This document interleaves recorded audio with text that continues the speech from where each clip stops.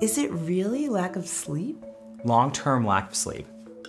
But we're gonna combat that because we're gonna make sure all the babies out there watching are getting plenty of sleep. Because all the babies, we know you're watching.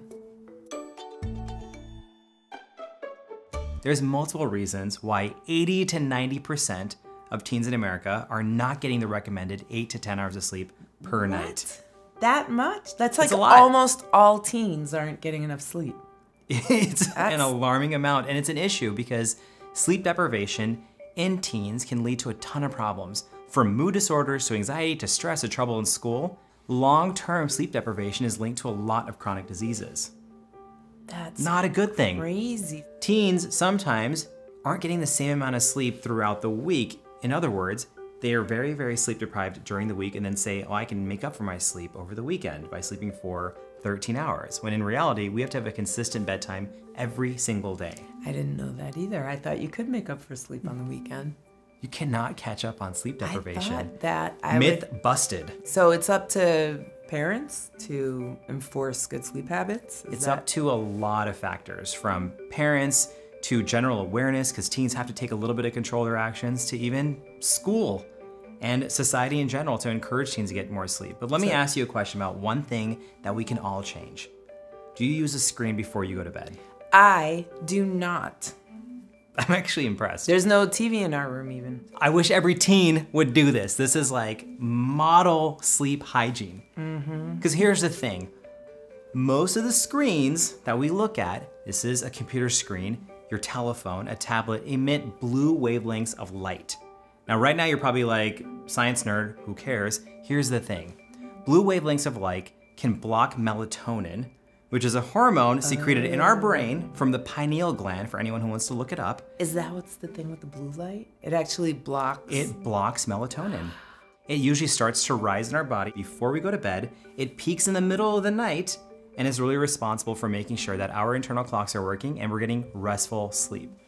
And no one talks about the fact that blue wavelengths of light can disrupt melatonin and disrupt your REM sleep. While any kind of light can suppress melatonin at night, blue light is the most powerful regulator of our sleep-wake cycle, or our circadian rhythm. Pigments in our eyes are more sensitive to cool colors with short wavelengths, like blue light, tricking our brain into thinking it's still daytime and thus disrupting our natural circadian rhythm.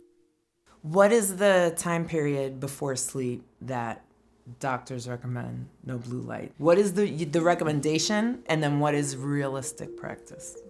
Great question. Thank you. So in a perfect world, we say for at least 1 to 2 hours before your bedtime. And most of the teens I talk to openly tell me we have extracurricular activities, and then we have homework, we have responsibilities.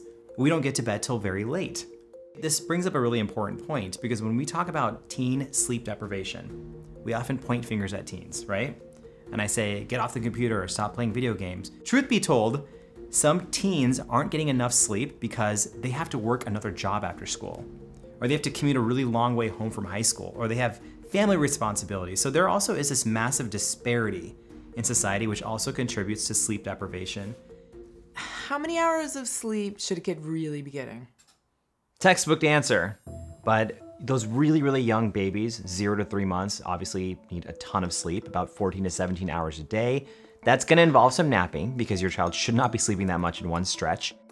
But then as kids go through adolescence into grade school, they're gonna need a little bit less sleep as time goes on. Until the time they're teenagers, about 8 to 10 hours of sleep is recommended. When should kids stop napping? My answer is never. What's your answer? My answer is, again, look at how much sleep they're getting overnight. Naps cannot replace a full night of sleep. So if you have a growing child and they're getting a bunch of naps, but then they have fragmented, broken sleep at night, you can't add all the naps together and say, we're good, it's still 12 hours. But obviously in newborn babies who need upwards of 17 hours of sleep, they're gonna do that through a bunch of different naps because, well, you know better than I do. They're gonna wake up a bunch because they wanna eat. Okay. I guess what I'm trying to get you to do is say that napping is mandatory, so I can tell my kids they have to nap. Dr. Alok said you have to nap. Nap now. I can't tell them it's 4 out of 5 doctors say nap. Your children are a But you're little saying bit it's older. okay. They're a little bit older, so I can't say it's mandatory to nap. Here's the thing. In the United States, we see a lot of napping start to stop around the time kids are in kindergarten and first grade. Okay. So when it comes to talking about ways to improve sleep, it's a multifaceted approach in creating the optimal sleep environment. So I know it should be cool, have a period of winding down. You nailed it. Cool environment, dark, kind of reducing all the stimulus, creating an established bedtime routine, and then other things that we can work on as children get older, and for us is reducing the blue light around us. And older people can avoid taking stimulants before bed, no coffee. What you do want to do is do something that is less stimulating, like read a book.